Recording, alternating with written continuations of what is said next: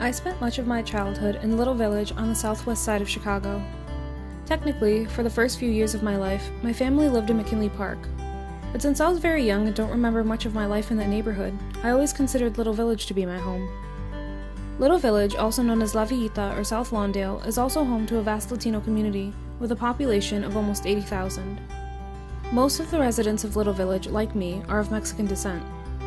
Many are immigrants who have come to the United States in search of work and opportunities that they couldn't find in Mexico or their other native lands. Little Village is famous among tourists and even other Chicagoans for its cultural richness in traditional clothing, food, and art.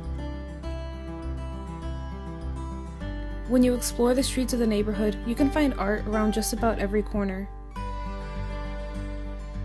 Many also come to taste authentic Mexican food, like fresh conchas, and when the weather is warm, paletas, raspados, and elotes from local vendors' carts. Although Little Village has so much to offer in terms of its culture, these streets can often carry a much sadder reality for those that live here.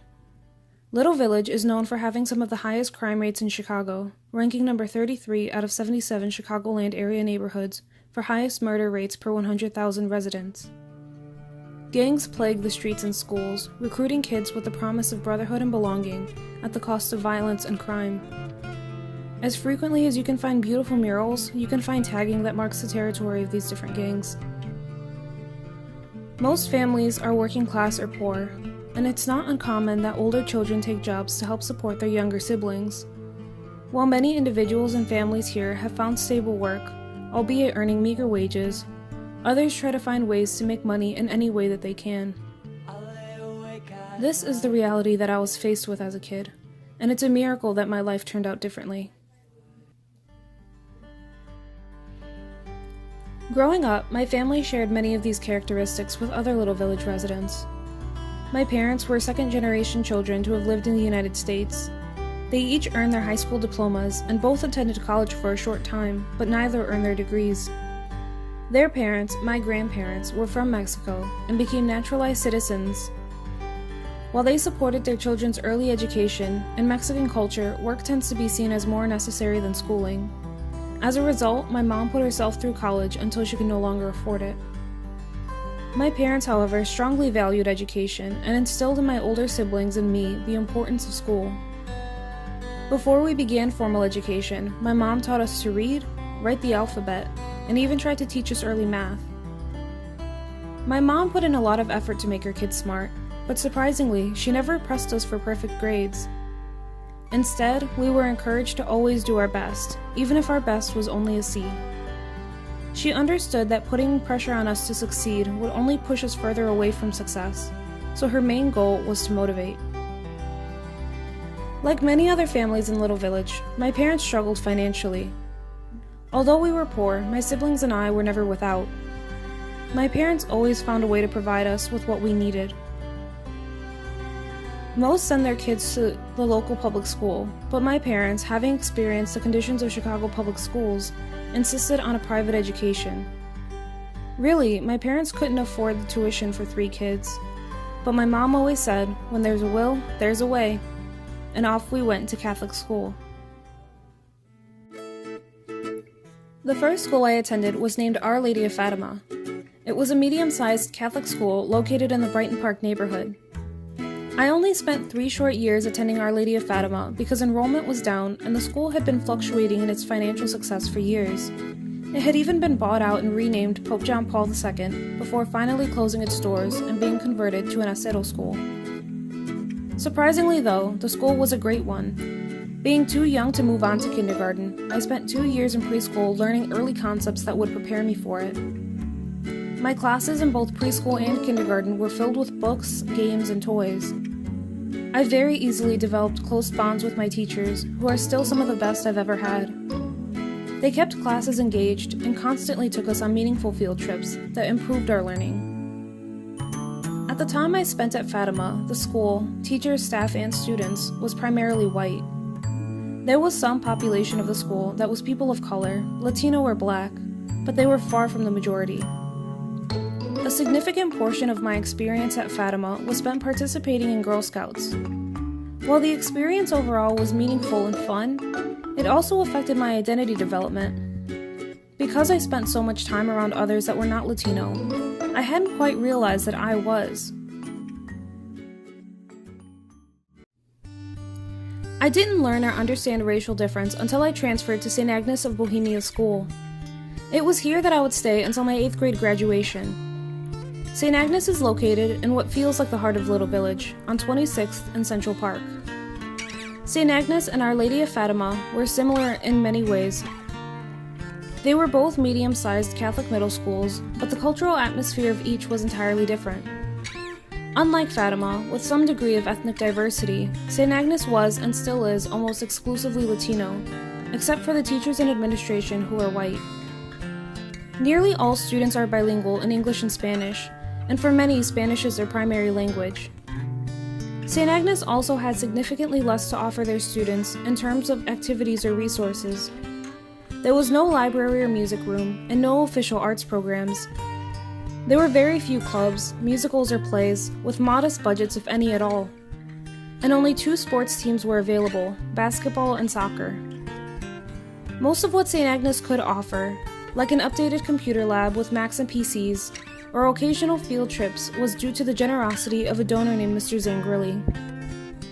Although St. Agnes isn't a top-tier school, the overall security, education, and opportunities offered to students far exceeded those of neighborhood schools, and I was very lucky to have gotten what I did. When I arrived at St. Agnes, I felt lost among my many peers. Until this point, I had very limited exposure to my Mexican culture. And since my parents' primary language was English, I had never learned Spanish at home.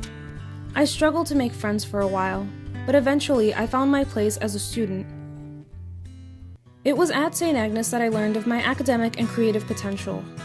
My teachers began noticing my excellence in writing and offered me additional material. In 5th grade, I was invited to participate in St. Agnes's gifted program. In 7th grade, I was inducted into the National Junior Honor Society, which gave high-achieving students the opportunity to tutor peers and younger students. And in 8th grade, I received an honorable mention in a haiku poetry contest. By the time I graduated, I had been labeled an overachiever by my teachers and peers, and I began to believe it. Most kids from a neighborhood like mine got caught up in a lot of the social traps that are set for them. I felt prepared for high school, knowing what my greatest strength was: writing. Choosing a high school was an important decision for me.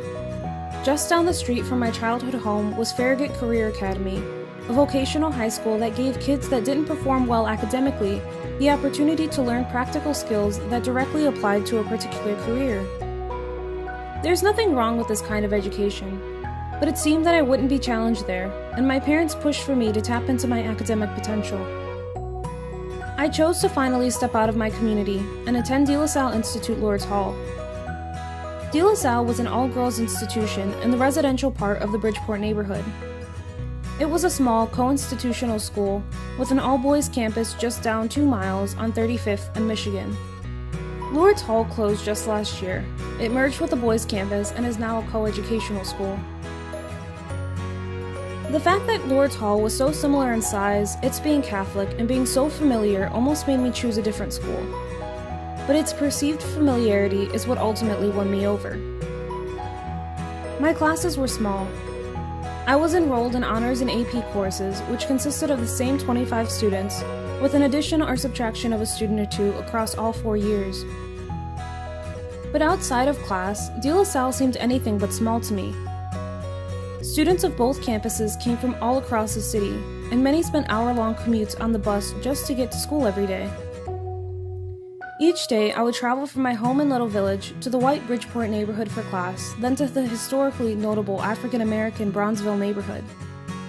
De La Salle offered far more in racial diversity, academic opportunity, athletics, activities, and technology than I'd ever experienced.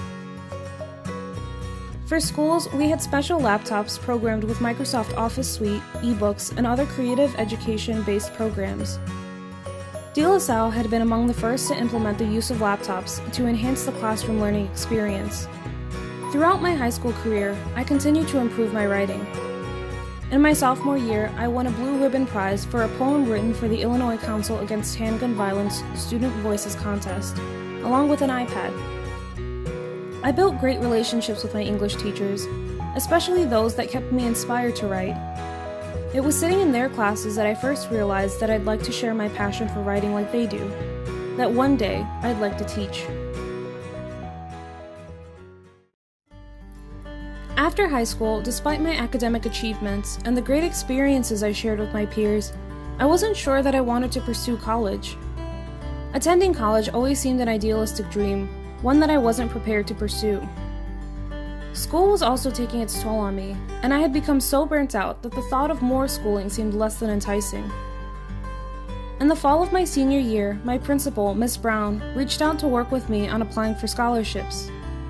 She was very familiar with my family's financial situation, and she wanted to make sure that it didn't stop me from advancing my education. When I decided on DePaul, I had never stepped foot on campus. My decision had been based on a desire to stay local and still have small classes.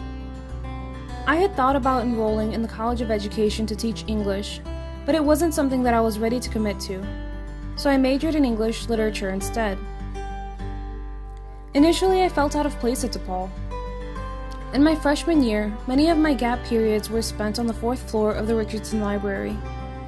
I would wander through the quiet stacks of books, remembering where I came from and how someone like me didn't belong here.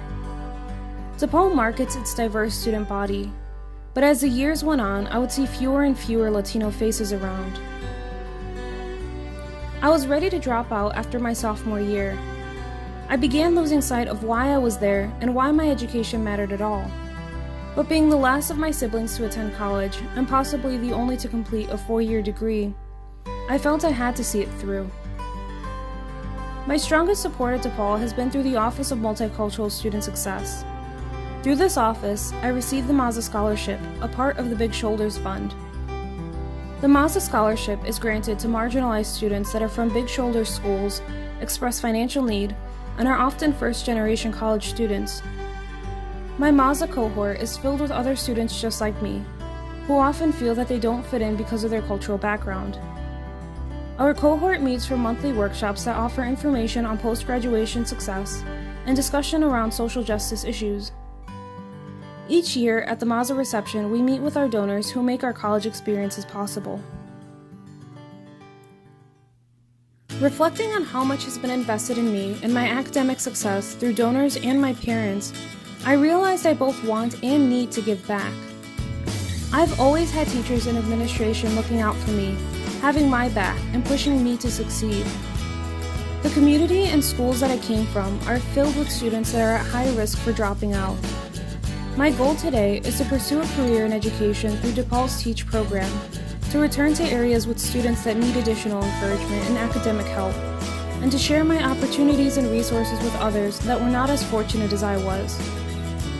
I want to be like my best teachers, those that were dynamic, active listeners of their students, those who made room for all in their classrooms, and were always at service to their kids. Next year, I begin working as a peer writing tutor in DePaul's Writing Center, where I hope to gain some experience adjusting guidance to the diverse learning needs of others. I'm committed to being a lifelong learner, not only for myself, but for the students that I hope to teach.